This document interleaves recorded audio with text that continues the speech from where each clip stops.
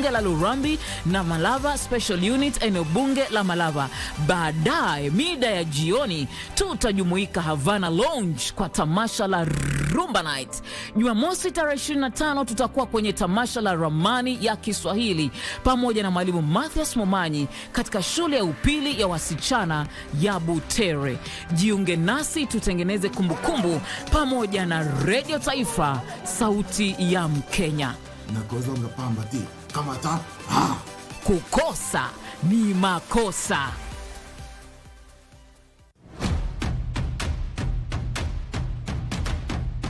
Lights on, volume up. This is where stories come alive. From local drama that hits close to home. Huyu ni nani? Alinivamia akiwa na vijana wengine wawili. Toka nje. Hii nyumba yako. Yote ni porojo. To international series everyone's talking about. Stories that pull you in. Characters you won't forget.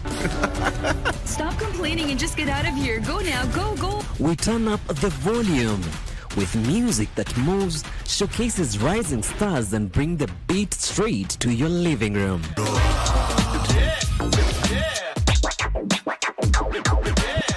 And when it's time to talk, we don't hold back. How is everything going? Real conversations, big personalities, the issues, the loves, the moment everyone's debating the next day.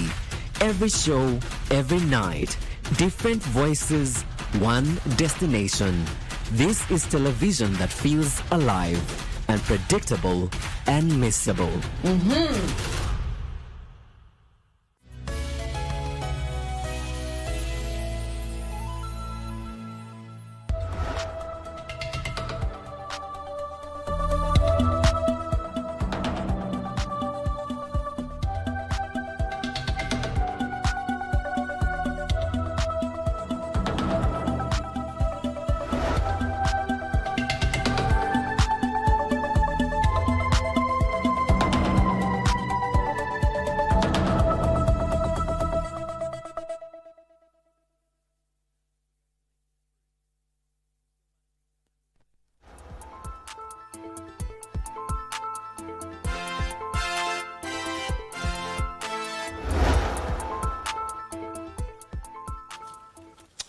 Hello, and thank you for joining us for Lunchtime News on KBC Channel 1. We are coming to live from the broadcasting house from right here in Kenya's capital, Nairobi. My name is Giverson Maina. Our sign language interpreter is Caroline Njoroge. Join us for the next 1 hour or so for news within, of course, across the country. And just to remind you that WAFCON Eco KBC, after World Cup, we are now bringing a live coverage of WAFCON. And this is the 2026 CAF Women's Africa Cup of Nations from this Sunday, the 26th of July. And the match begins at 8 p.m. and, of course, another one at 11 p.m. WAFCON Eco KBC. And now let's get started. Now, President William Ruto has launched the next Gen.ke Youth Employment Program, a groundbreaking national youth employment initiative by the government in collaboration with the United Nations Development Program and the Kenya Private Sector Alliance. The initiative aims to improve education to employment pathways for Kenyan youth by connecting graduates with structured and stipend-supported placements within private sector organizations. Practical skills development through on-the-job training and continuous mentorship and learning support. Take a look.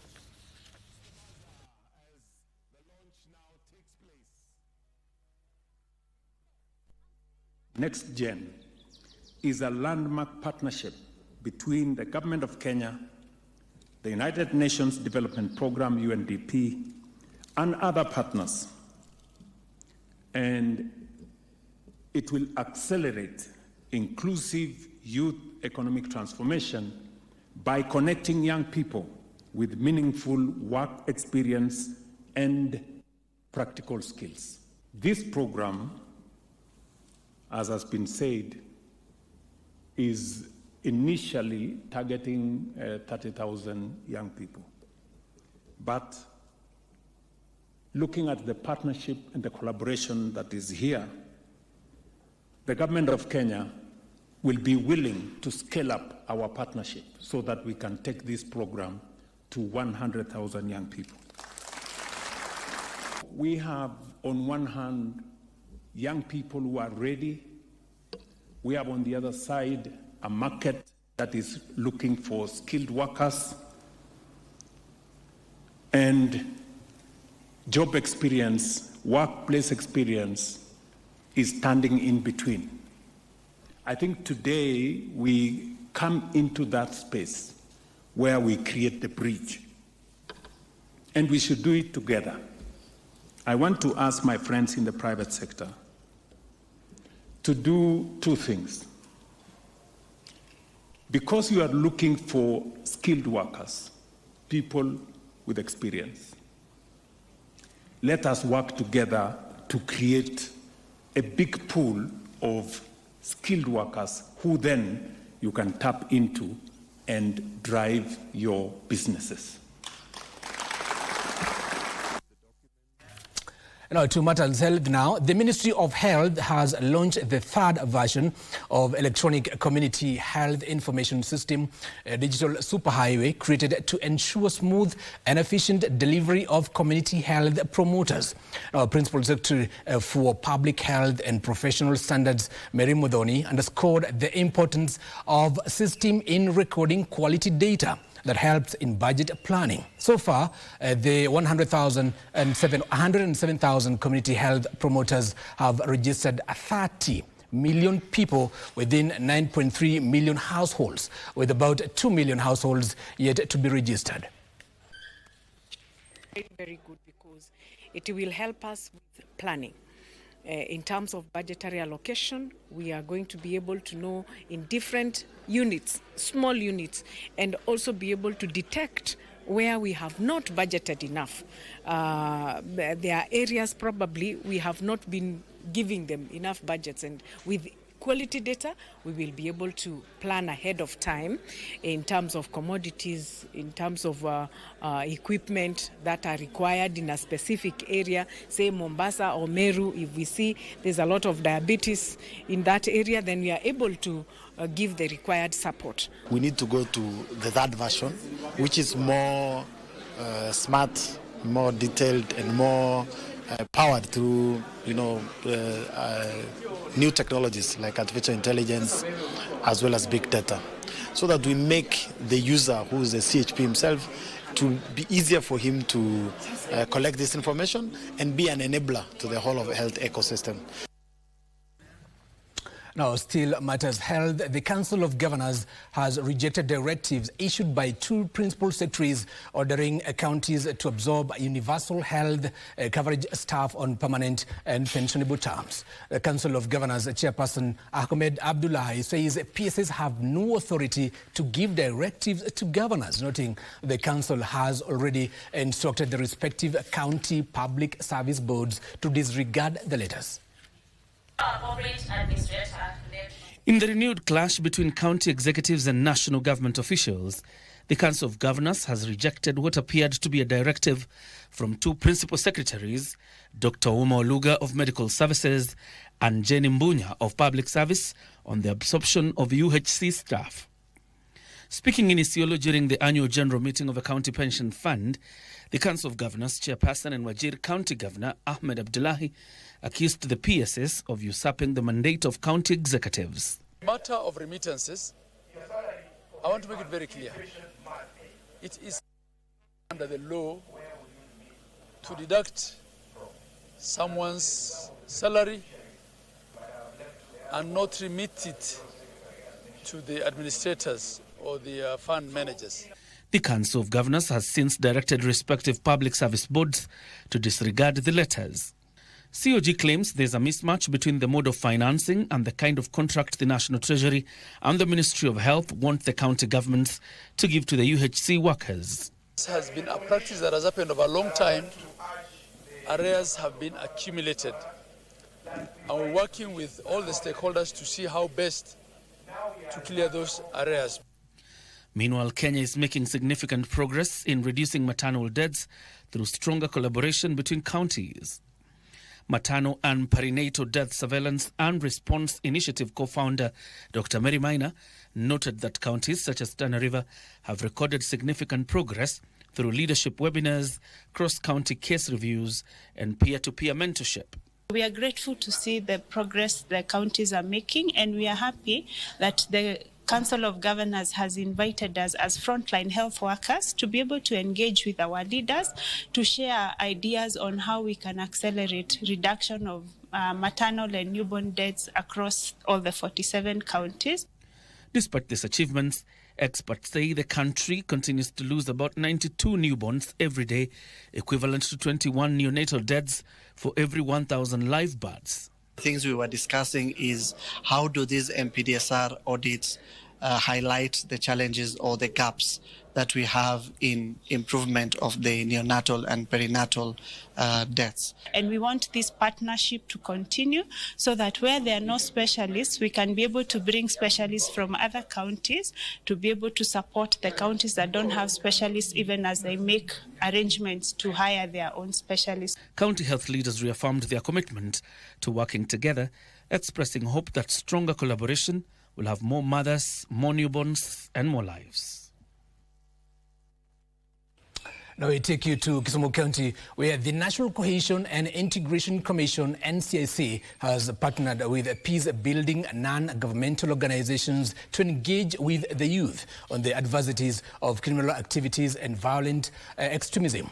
Now, through the initiative, the youth are leveraging artistic performances to sensitize their peers against involvement in violence and criminal activities. Now, during a youth convention in Kisumu, officials from NCIC challenged the young Kenyans to focus their vibrancy and energy on positive endeavors for a prosperous, cohesive and peaceful country. The youth were further cautioned against exploitation by the political class ahead of the 2027 general elections. What is happening here is peer-to-peer exchanges. What is happening here is a lot of paintings, films, and all these kind of things. So young people using all the mechanism, there's a lot of online digital persuasion and influencing happening, just to make sure that young people are at the forefront of working in peace, working for peace, and working for cohesion. Of major concern, of course, is the issue of Buddhism and also emerging political intolerance that borders on radicalization. Now we remain in Nyanza for a moment. Now, the Luo Council of Elders has hailed the government for taking up a construction of the Raila Odinga Mausoleum, saying the move will richly preserve the former premier's enduring legacy. Now, the council's chairperson, Kea Odungiranda, revealed that plans are underway to commemorate the first anniversary of the death of former Prime Minister at Kango Ka Jaramogi in October. Now, Odungiranda also appealed to leading government officials and political leaders from the Nyanza region to genuinely strive to unite the region ahead and beyond the 2027 general election.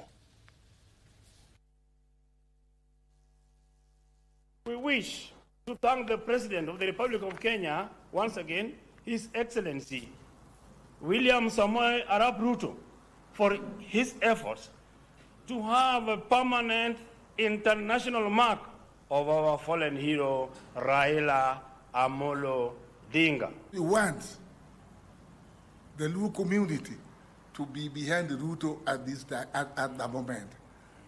Come 2032, we are going to have a political, not a political, a presidential candidate from Luo community.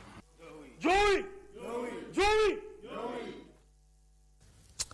Now, the Directorate of Criminal Investigations has been allowed to detain a robbery with violence suspect as investigations continue.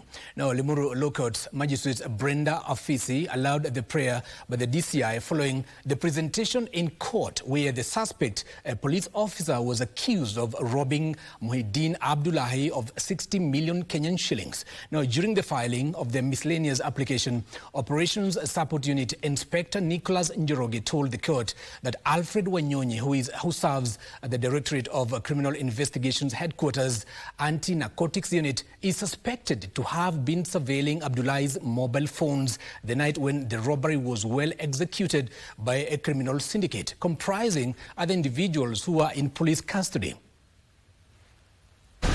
armed with AK-47 rifle and 2 pistols. And in the process, they were robbed the cash, Nokia, a mobile phone Nokia X2, valued at Kenya shilling 30,000.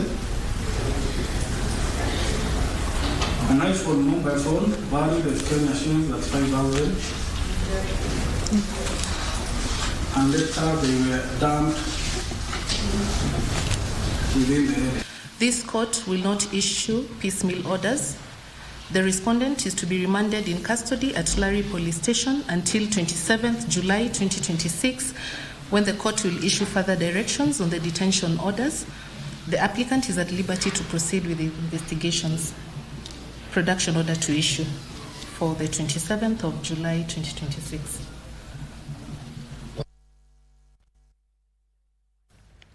Now, still on crime beat, police in Luanda, Vihiga County, have arrested a suspected drug baron and intercepted a saloon car allegedly used to transport narcotics. Now, acting on a public tip-off, officers intercepted the vehicle carrying bang and 28 grams of white powder suspected to be cocaine.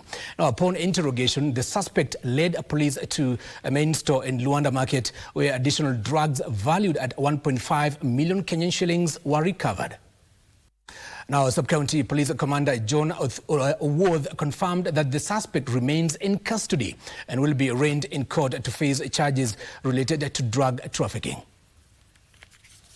We have one culprit in the police custody who will be arraigned in court. So our operation continues.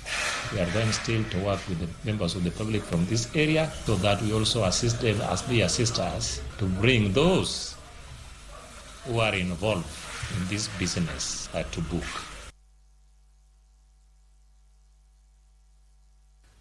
And still in Vihiga County, police have declared a crackdown on criminal gangs following a violent attack that left 8 family members injured in Surumbi village. Now, authorities say they are pursuing suspected linked to the incident as efforts to restore security intensify. Now, Mbale Sub-County Police Commander Ben Barasa says one suspect was killed by an angry mob during the attack, while 2 others escaped. Police have launched a manhunt for the fleeing suspects, warning that anyone involved in criminal activities will face the full force of the law. He further urged residents to work closely with the security agencies by reporting suspected criminals. Usi tarehe 19 kitu kama saa 2 usiku, wananchi wapendwa, wananchi wale tumetangaza vita kwa majambazi, wakatupigia simu, kuna jambazi 3 wameingia poma ya mtu hiyo area ya Lukaka Usainia. Polisi wakiwa patrol wakarespond, wakakimbia kwa hiyo poma, wakakuta raia wanapikana na hawa jambazi. Ni pongezi kwa wananchi, uhusiano yao na sisi polisi kwa jumla.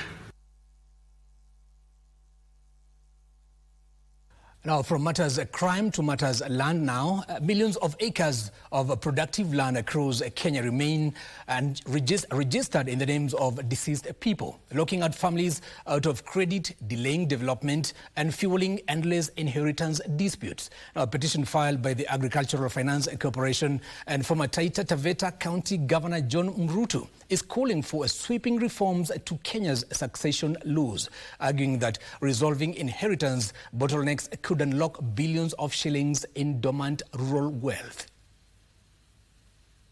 By Engineer Mrutu proposes the formation of a national multi-sectoral task force to review Kenya's succession and inheritance laws before recommending reforms to Parliament. According to the petitioner, the current system has left thousands of widows, youth and farming families unable to fully benefit from land and financial assets because ownership remains tied up in lengthy succession processes. Mrutu argues that unresolved ownership bars families from accessing loans, investing in agriculture and expanding businesses, while also contributing to prolonged family disputes and leaving financial resources unclaimed. He now wants succession procedures to be simplified to not only protect inheritance rights, but also boost food production, enhance financial inclusion, and empower women and young people by giving them secure ownership of inherited property. This, he argues, will be a national economic agenda capable of unlocking rural wealth and driving development across the country. John Jacob Curia, The Lunchtime News. Now to the corridors of justice. The 600 kilograms gold scam case continued at the Milimani Law Courts with the prosecution witness and lab analyst testifying. Now, Patricia Beverly Aswani, taking the witness stand, informed the court she verified the gold bars were fraudulent and the largest percentage of metal in the gold bars had impurities of copper and zinc. Details in the Scales of Justice segment. Patricia Beverly Aswani explained to the court that she was given the role of confirming whether the gold bars were legitimate. We do not handle exhibits. You come with them, we open, we test, we give you back your exhibit, you sign for us. So I was not keen to count the number of seals. She confirmed to the court that the gold bars were not pure. In the lab assay certificate report dated 10th July 2026. And the summarized report was that the exhibit marked B1 to B3 were brass, and it was a mixture of copper, zinc with impurities of tin. The hearing was adjourned and set for the 17th September when other witnesses are expected to testify. Further hearing on the 17th of September. 2 men have been charged before Mombasa court with trafficking cocaine valued at nearly 4 million Kenyan shillings. Hilton Chocho Chopeta and Mohamed Jabir Ali denied the charges before senior resident magistrate David Othiambo. Chopeta was arrested at the Moi International Airport barrier, while Ali was arrested at the Likoni Ferry Channel, and detectives recovered a total of 60 pellets suspected to be cocaine. They were remanded after attempts to have them released on bail flopped. So as it is, we are within the law in availing the accused person before court for plea taking. There was drama at Nakuru Law Courts after members of the Law Society of Kenya Nakuru branch stormed judges' offices to eject her for defying the national boycott call on court proceedings. More of this in Counties Wrap. Of the market.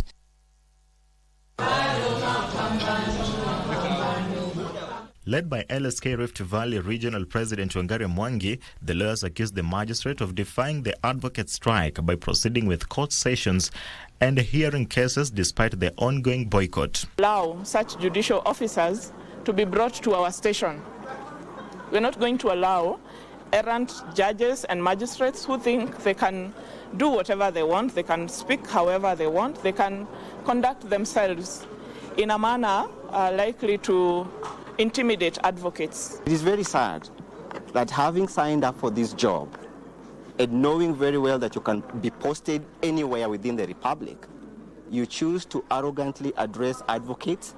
Meanwhile, a section of members of the National Assembly from Meru County has expressed concern over the slow implementation and stalling of several national government development projects.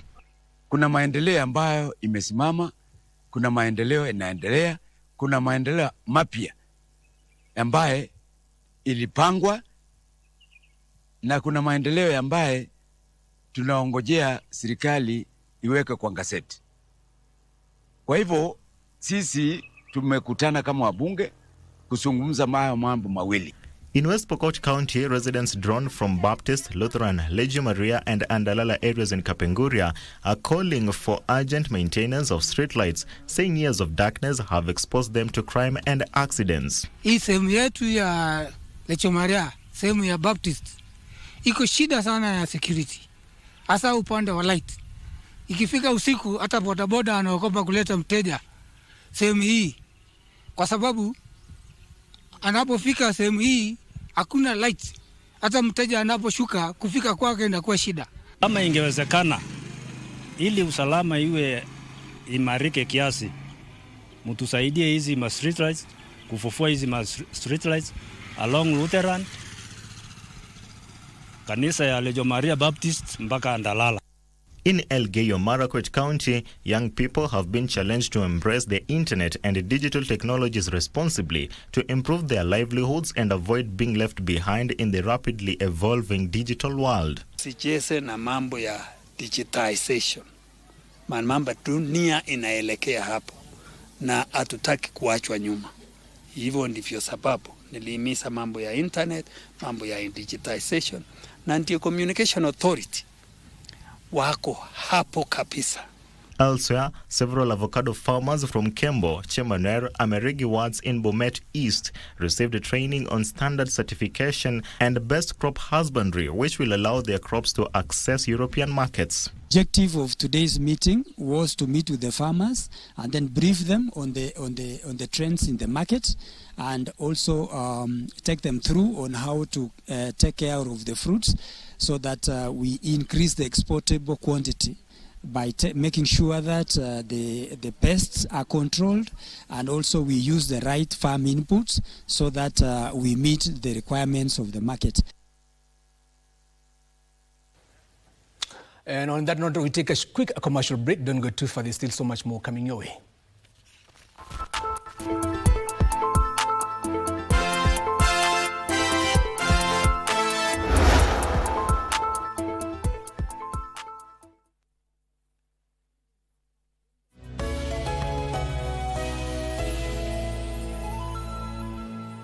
Do you save for retirement? Kwani mimi ni mzee?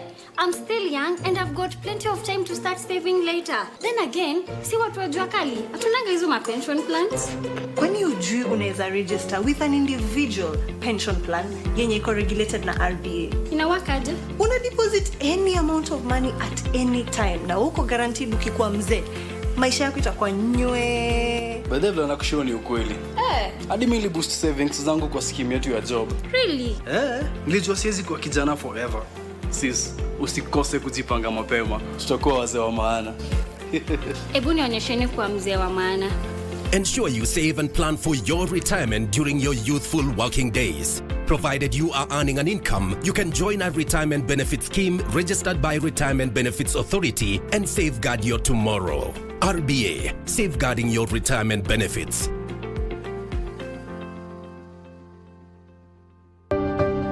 Kituo unachokienzi cha KBC Radio Taifa kitakuletea tamasha kubwa la Rumba Night mjini Kakamega katika klabu ya Havana Lounge. Kikosi kizima cha KBC Radio Taifa kikiongozwa na Mfumo Kimbangu aka Mzairwa kitatua Kakamega kukutana na kusherehekea pamoja na wasikilizaji wake. Hafla hii itang'oa nanga Ijumaa tarehe 24 na Zinga Live pale Hector Supermarket Kakamega kuanzia saa 2 hadi saa 4 asubuhi. Kisha tuelekee Emusala Special School eneo bunge la Lurambi na Malava Special Unit eneo bunge la Malava. Baadaye mida ya jioni tutajumuika Havana Lounge kwa tamasha la Rumba Night. Jumamosi tarehe 25 tutakuwa kwenye tamasha la Ramani ya Kiswahili pamoja na mwalimu Mathias Momanyi katika shule ya upili ya wasichana ya Butere. Jiunge nasi tutengeneze kumbukumbu pamoja na Radio Taifa, sauti ya Mkenya. Kukosa ni makosa. Everything you know is a fragment of a story. We only see the outer shell of facts and happenings through a time period of change in policies, regimes, traditions, and climates. We explore the moment that shaped our present and built our identity. Legacies, stories behind iconic figures, landmarks, folktales, and myths, linking the past to the present. Experience a journey through time in the history of our country. Know your history every Friday at 9 p.m. on KBC Channel 1.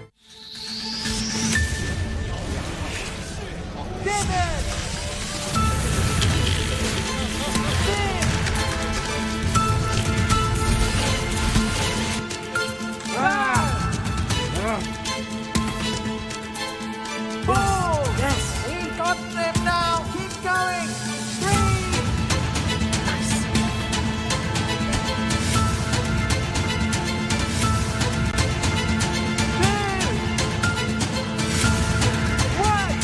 you with that? Yeah, right.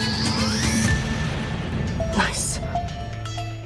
Let's now welcome Team DGDA.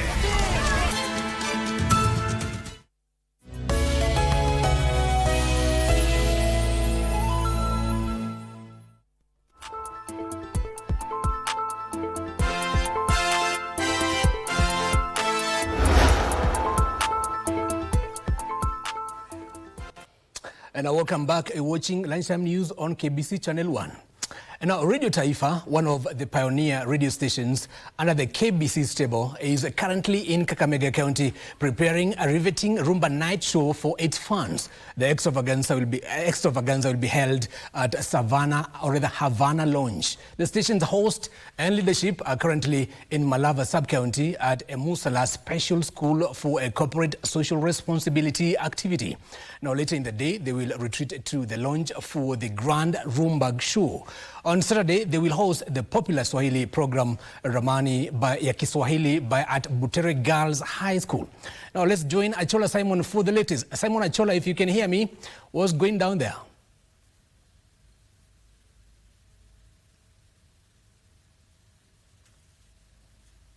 Good afternoon, Giverson. Indeed, we are in Kakamega County, and of course, the big event goes down tonight when Radio Taifa will be hosting.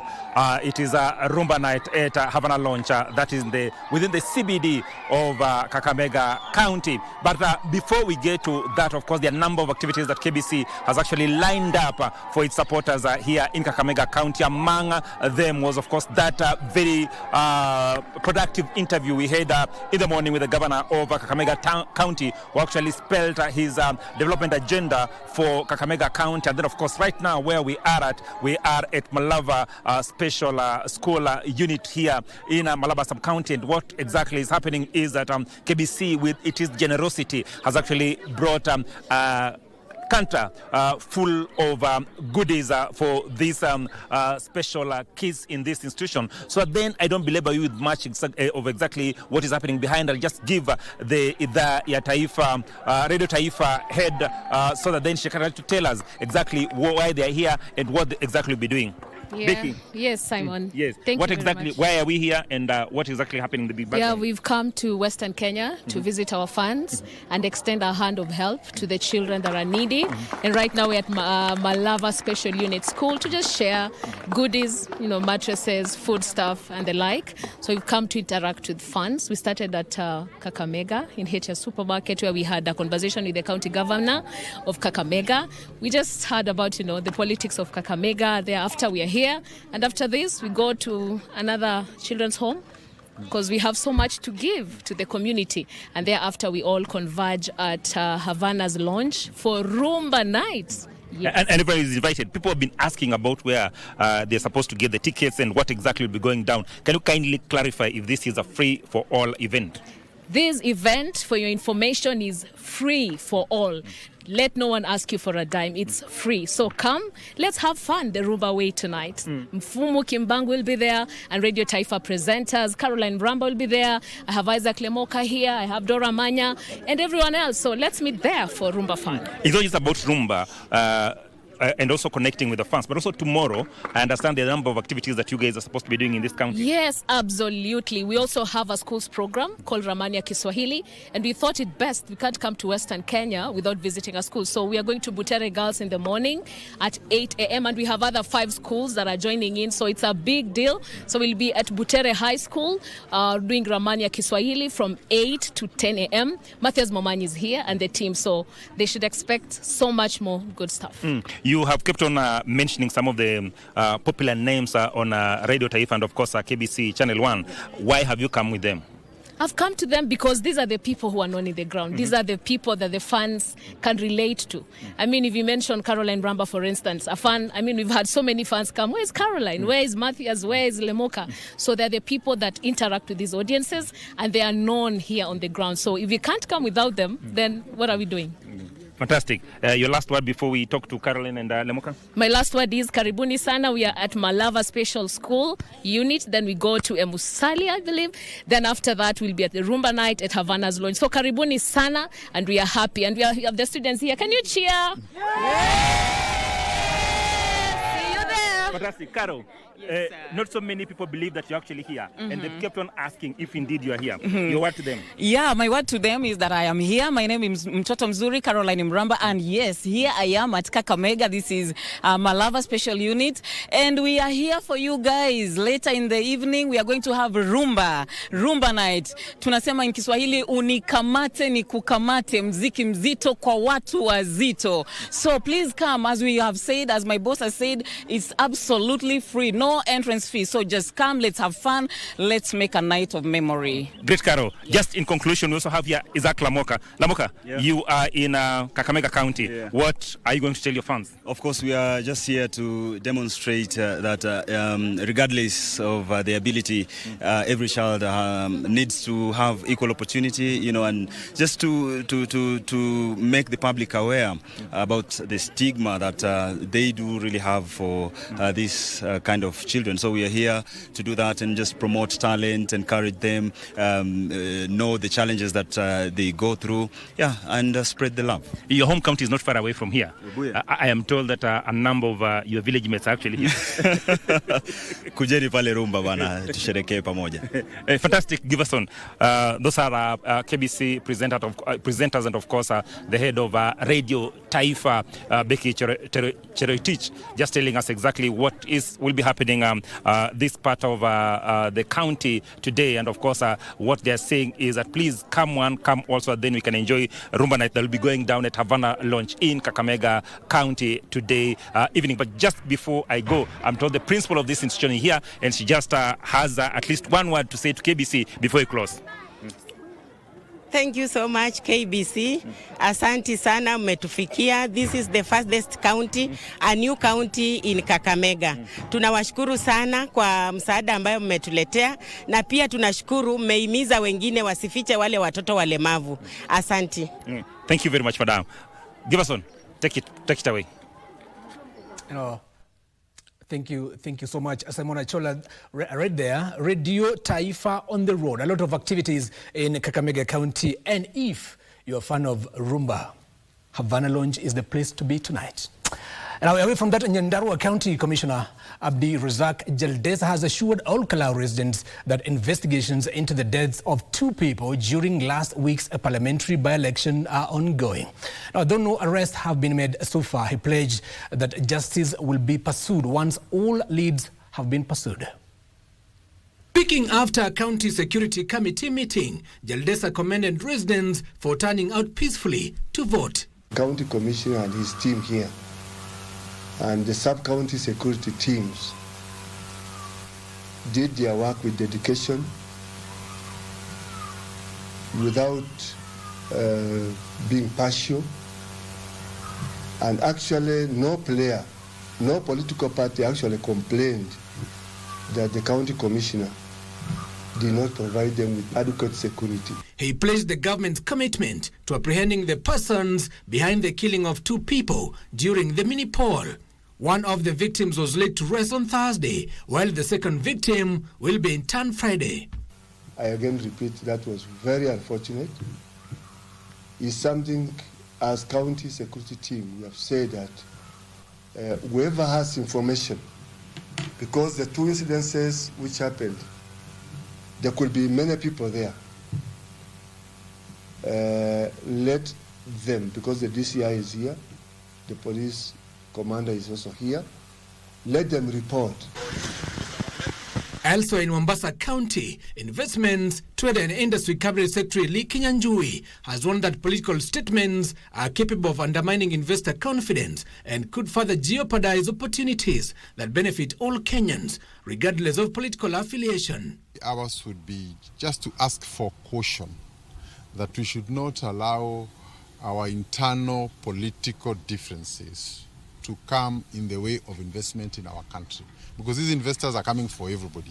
The people who will be employed here in other facilities will also be coming to benefit Kenyans wherever they come from. This as a section of lawmakers drawn from Meru County expressed concern over slow implementation and stalling of several national government projects. Hivi karibuni tutatangaza maneno ya siasa katika kaunti yetu ya Meru. Ya pili, kuna maendeleo ambayo imesimama, kuna maendeleo inaendelea, kuna maendeleo mapya ambaye ilipangwa, na kuna maendeleo ambaye tunaongojea serikali iweke kwa gazeti. Kwa hivyo sisi tumekutana kama wabunge kuzungumza mambo mawili. Led by Buri lawmaker Mugambi Rindikiri and Mpurwa Buri of Tigania East, they emphasize that Kenyans deserve timely completion of projects. Sisi hatuna vita na serikali completely 100%. Lakini yetu ni moja, ni kusema kwamba handi ambaye ile tuliahindiwa miaka 3 iliyopita tunataka itimishwe.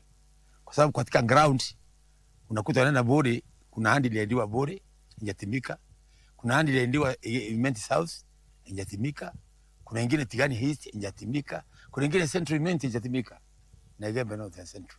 So yetu ni kusema kwamba zile handi zote ambazo ziliahindiwa wananchi kwa ground itimishwe regardless of the prevailing political environment. Now let's go to business now. Maize production is projected to reduce by 30% this year due to depressed rains being experienced in the bread basket regions. Now, Agriculture Principal Secretary Dr. Kiprono Rono says parts of the Western Kenya and the North Rift region have borne the brunt of erratic rains, with smallholder farmers as well as those contracted maize seed growers affected. Maize crops in parts of Western Kenya and the North Rift have been drying up after weeks without rain. Huwa ninalima mbegu na kwa hiyo mbegu nusu yake tayari imeharibika. Nilitumia almost 10 million na saa hizi kenye kiko hata kiwezi kafika pale, ni nusu yake. Kwa ekari moja natarajia tani 2, lakini hivi sasa haifiki hata kilo 200, ambaye ni disaster. Hata kwa sisi wenyewe hatujui tutaanzaje. The national government has begun assessing the extent of crop losses to inform interventions aimed at cushioning affected farmers and safeguarding food security. Effect of this drought has affected both commercial farmers, which I'm saying ordinary farmers, the smallholder farmers, and also they have affected the seed growing farmers, like Kenya Seed ADC. They are affected. ADC is affected and Kenya Seed 25%. Among the proposed intervention is provision of subsidies to enable farmers whose maize crops have failed to plant some crops during the short rain season. We'll be asking the government to see if they can subsidize on seeds and also on fertilizer, especially for the small-scale farmers, so that they can still go back to the farms and also produce the food for their own consumption and probably others for commercial. Not everything is lost. The government is listening, our president is listening, and we shall be able to move together to mitigate this journey to ensure that at least the losses are reduced. Dr. Rono says the Ministry of Agriculture is engaging key stakeholders to develop support measures for both commercial maize farmers and maize seed producers who have suffered heavy losses. Trevor Ngindo for Lunchtime News. Sad situation in the country. And away from that, engineers are calling on government agencies to settle verified pending bills owed to contractors, consultants and engineering firms, warning that delayed payments are weakening local firms' ability to participate in infrastructure projects. Institution of Engineers of Kenya Vice President Harrison Keter says payment delays have eroded the financial capacity of engineers, limiting their access to credit and locking many out of new contracts. Data from the National Treasury indicates that the Pending Bills Verification Committee received claims worth 664.8 billion shillings, out of which 80.3 billion shillings is verified road sector claims for securitization, while 155.3 billion shillings is additional verified claims that are scheduled for phased settlement. National Infrastructure Fund should therefore be able to ring-fence funds for every project so that as a project kicks off, the funds are available and there is no opportunity for diverting it into other causes. That will put the issue of pending bills in a forgotten debate. The Institution of Engineers of Kenya is pushing for inclusion of engineers in the National Infrastructure Fund. We have all that we need to develop. We'll therefore need to avail resources to train our engineers, and as IEK we shall roll out more of these relevant trainings in the field of AI so that our engineers are ready. We cannot shun artificial intelligence. We have reached a stage whereby now we have to embrace it.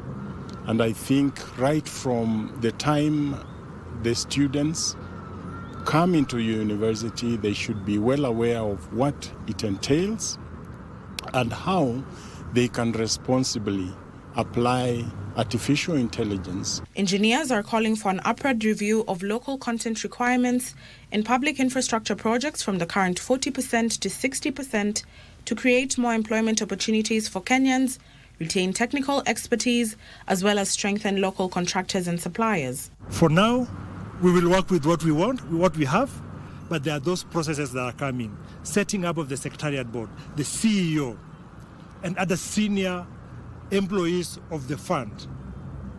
We would want engineers to be at that table.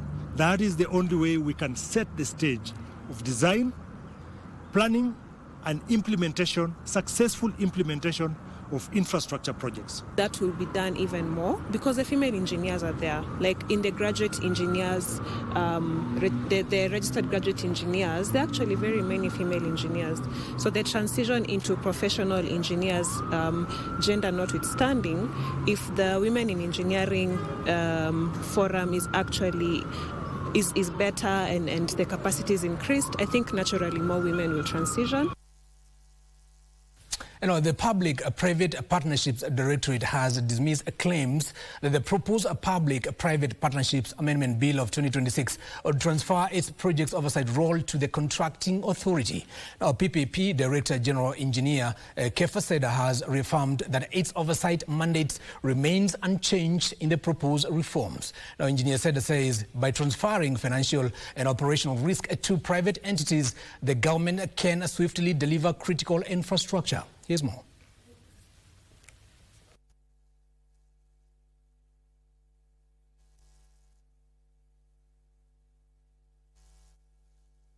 There has been some sort of information circulating on social media platform which borders misinformation or misrepresentation on the sort of amendments that we're doing.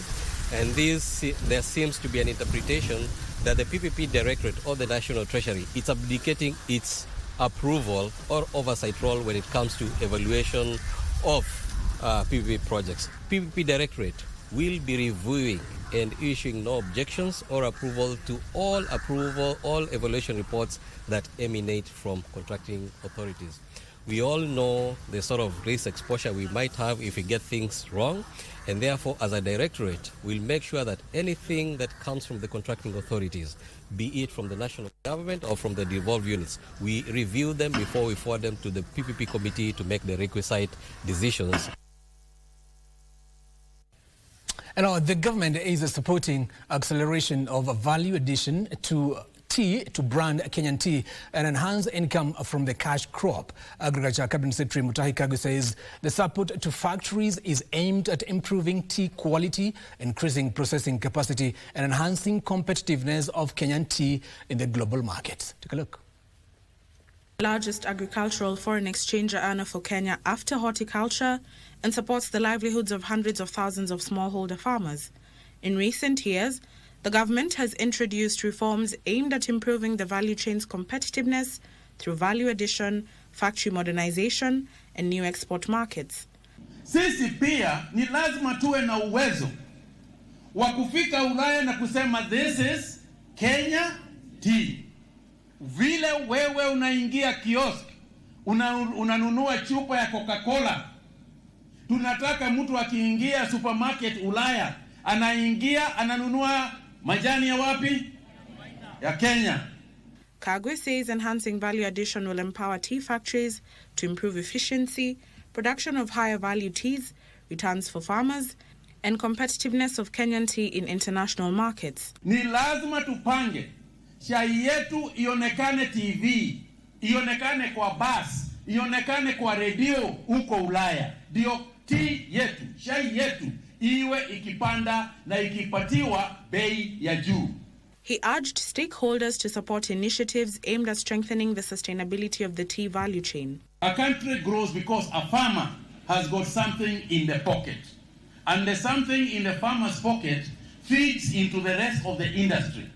The country grows because a farmer has got a product which he takes for value adding. And when they add value adding, you get jobs. And when you get jobs, our country becomes more stable.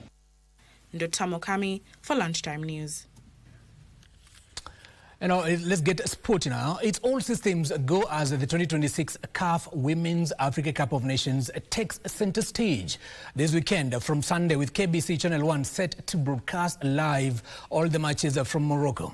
Now, Harambee Starlets, who will be making the second appearance in the tournament, will kick off the campaign on Sunday against host Morocco from 11 p.m.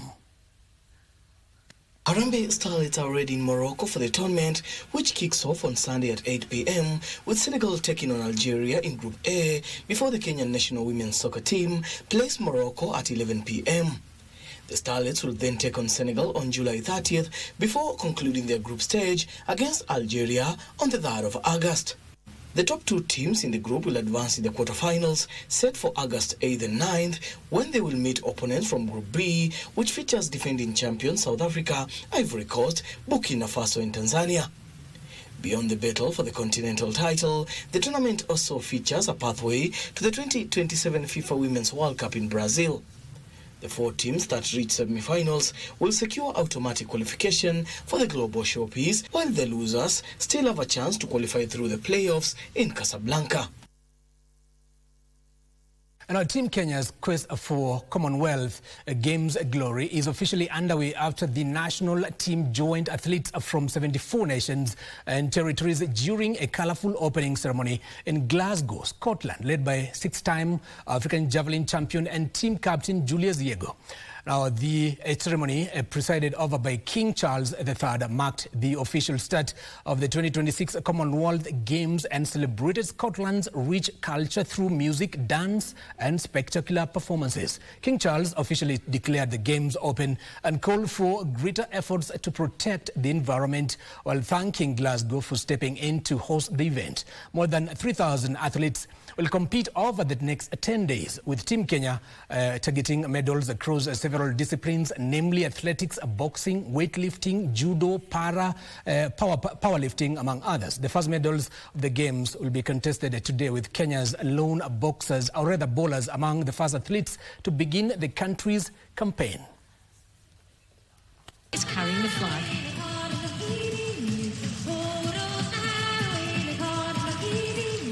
Nation of Sierra Leone watching on. Andy Burnham, the new Prime Minister of the United Kingdom of Great Britain and Northern Ireland, with the Royal Party. Triple jumper Jordan Akisoya carries the flag, the culmination of a happy couple of years for him. He got married to Victoria in 2024. He's based in the UK, and the 17-year-old grew up in London, and she has publicly thanked Dr. Shamim Umaji of St George's Hospital for saving her career after a serious ligament injury. And now, Kenya golf and race walking legend Elisha Kasuku has published his biography named An Unrecognized Legend. The book details his life from his formative days in Nakuru before independence, his journey into global stage as a race walker and a professional golfer.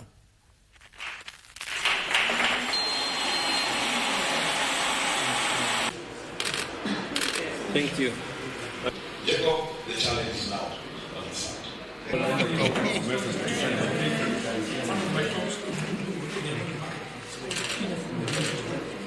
So far. Appreciate what Kasuku has done to the golf professionals in Kenya, especially me as a person. What we are hoping that they one day, before anything happen to us, we'll find a Kenyan winning the Kenya Open. We are trying to bring the junior, not necessarily the members juniors, but any junior, whether you are from Kibera or Babandogo or Kisumu. The foundation doesn't only take care of golf only. It will take care of the sports I did during my youth time.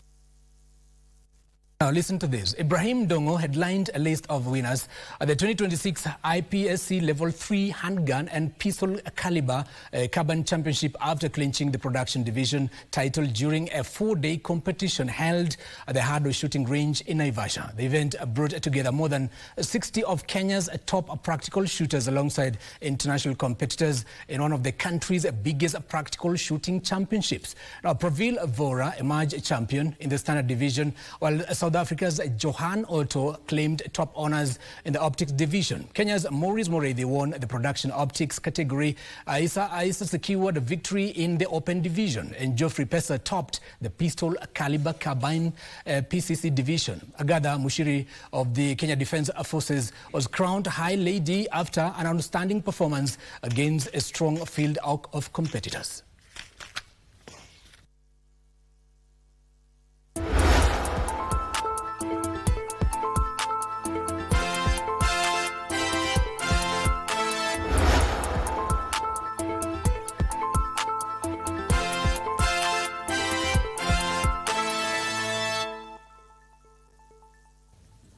And now, after just bringing you live at the 2026 FIFA World Cup, we bring you live action of the 2026 Women Africa Cup of Nations WAFCON, beginning this Sunday. It is one of the biggest women's football spectacle on the continent.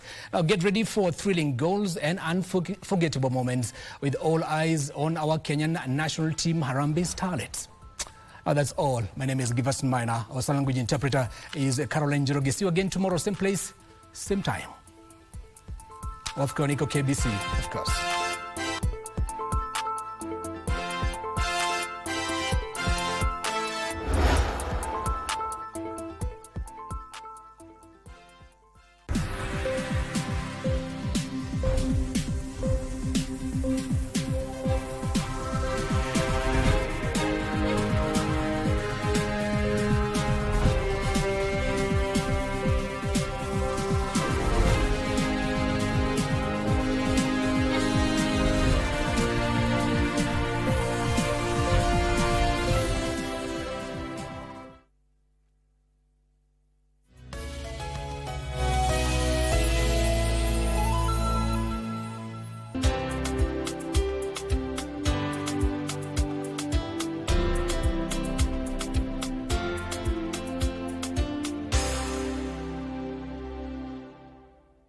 The wait is over. KBC Iko Huduma Center. Starting with Nairobi, kupata huduma za KBC imekuwa rahisi. From digital guidance and signet services to booking of commercial adverts and documentaries. Visit our dedicated desks at Huduma Center GPO, Times Square, Makadara, Kibera, or Eastleigh. Tunakungoja hapo. Whether it's a casual announcement or a specialized media solution for your business, we are here to serve you. KBC at Huduma Centers, moving closer to you. Your station, your service. Now, retirement can be a season of change. It can be a season of freedom or uncertainty. I had a bit of challenge with finances. For one, I was used to my money, paying my bills, and then having to ask my spouse, oh, I need to go somewhere. Can you spare me 2K, 1K? And that was quite humbling. Yeah. I was at a place where I was saying, now I am not running after sales and marketing out here. I'm redirecting my energy elsewhere. Can we have proper conversation? Emotionally, as you're saying, retiring as a deputy principal where you're used to people recognizing you, and I went back to the estate and you're called Mama so and so and not madam. Not madam. If we redefine retirement and start very active life, at the age of 70 you look back and say, all has been meaningless, chasing after the wind. What am I bequeathing myself? And that's why you said, even family, sometimes children leave, and you are left a desperate woman in the house. You don't know even what to do. You have no relationships in church or in the society or anything. Pain, heavy bleeding, and silent suffering. Being married for long. You're supposed to see children and they're not coming. For millions of women, this is the reality of living with uterine fibroids. I have had the opportunity of removing a 7-kilogram fibroid. But a groundbreaking non-invasive treatment is bringing hope. We can treat the lesion within the uterus, leaving the uterus and also the skin and also the pathway to the uterus completely intact. This week on Health and Lifestyle, we shine a light on one of the most common yet often misunderstood women's health conditions.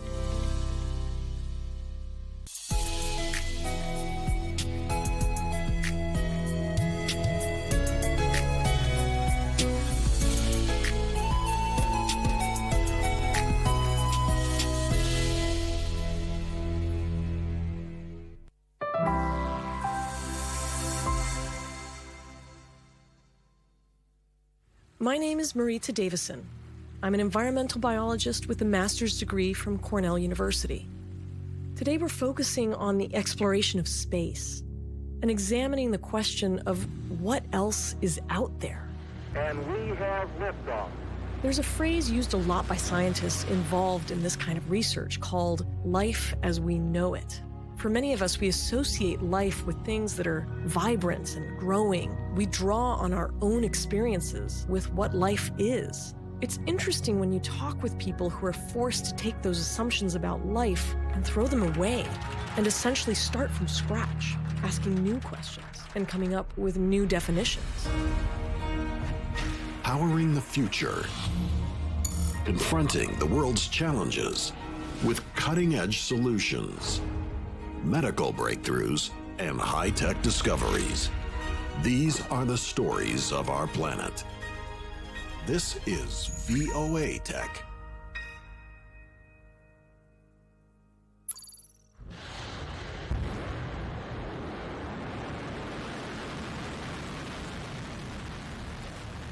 Since the 1930s, the researchers and scientists at Jet Propulsion Labs in Pasadena, California, have been thinking about ways to explore our universe. And since the 1950s, they've been sending up spacecraft to do just that. With success comes notoriety. JPL has found a niche in the public's imagination with its missions to Mars.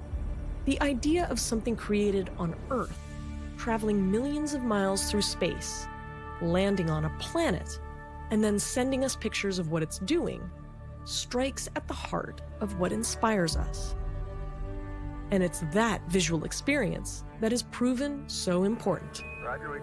Most of us can trace our interest in space to seeing it. That's one small step for man, one giant leap for mankind. To watching an indelible moment shown on television. It's no different for the men and women working at JPL. When I was probably 8 or 9 in the late 60s, that's when they were sending astronauts out to the moon. And so we would roll the television into the classroom on the cart, and the teacher would turn it on, and the black and white film of the Apollo astronauts standing on the moon. I was actually super excited by them landing in the ocean. I thought that was the coolest thing ever, to watch a capsule land in the ocean, and then to see the frogmen jump out of the helicopters. So that, I think, was kind of my first interest in the space program, was sort of those early elementary school years. Susie Dodd has spent her entire professional career at JPL. She has held several different titles and has always had a hand in the grandfather of all JPL missions, Voyager. When I first started at JPL, I actually started on the Voyager project. I came in before the Uranus encounter in 1985. I am currently now the Voyager project manager, which is just super exciting to have the very first job in your career on a mission just as the junior engineer. And now it's 33 years later, 34 years later, I'm the project manager of Voyager. You know, it's an incredible mission. It's lasted now into its 41st year. The identical Voyager spacecraft each weighed just over 1,700 pounds and carried 230 pounds of scientific instruments. It's the 1970s, remember? So their flight data system was a single 8-track digital tape recorder. Both spacecraft also carried a 12-inch golden phonograph record containing pictures and sounds of Earth, you know, just in case. Voyager are two spacecrafts, and the original mission for Voyager was a 4-year mission launched in 1977 to go to Jupiter and to Saturn with two spacecrafts so that hopefully one would work. As it turned out, the decision to launch the Voyager rockets in 1977 wasn't happenstance. In fact, it was a once-in-a-century opportunity. 1977 is a critical year because that's the year when all the outer planets are basically aligned on the same side, closest to us and on the same side of the sun. So you can go reach all of them in the shortest distance. And that only happens about once every 176 years. You know, before 1977, the last time that happened is when Thomas Jefferson was president of the United States. It was a very calculated effort there. So we took advantage of that alignment of the planets to have a mission that went to Jupiter and Saturn, and then, if successful, to continue on to Uranus and Neptune. And it turned out that both Voyager 1 and Voyager 2 were successful in their data taking and their scientific objectives at Jupiter and Saturn. And so Voyager 2 carried on to Uranus and carried on to Neptune in the late 80s. Voyager 1 was put on a trajectory such that it would get close to Saturn's moon Titan. For all the wonders of science and technology, they are fields usually marked by incremental advancements. Voyager's beauty is that it gave the world surprise moments in a discipline where few exist. And so I've seen some of the images that were generated from Voyager. Tell me a bit more about, what specifically were you interested in capturing? Certainly some of the highlights included seeing active volcanoes on Io, which is a moon of Jupiter. Nobody had ever seen active volcanoes anywhere but our own Earth before. You can think about the magnificent ring system that's at Saturn. Just truly gorgeous. What we learned there about how the rings keep their shape, how they interact with each other, really a surprise. Uranus and Neptune each had their own surprises as well. Those surprises were on full display when JPL allowed cameras onto its campus in 1989 to let the public watch images of Voyager 2's flyby of Neptune come in at the same time as the scientists charged with studying them. And 41 years after it launched, using technology and engineering and computer software from the 1970s, Voyager is still going to a new frontier. So for a 4-year mission, it was able to get 2 more planets, both Uranus and Neptune, and then continue on since 1990 in what we call the Voyager Interstellar mission, which was this search to reach the heliopause, which is where the edge of the sun's effects stop, where you no longer feel solar flares, you no longer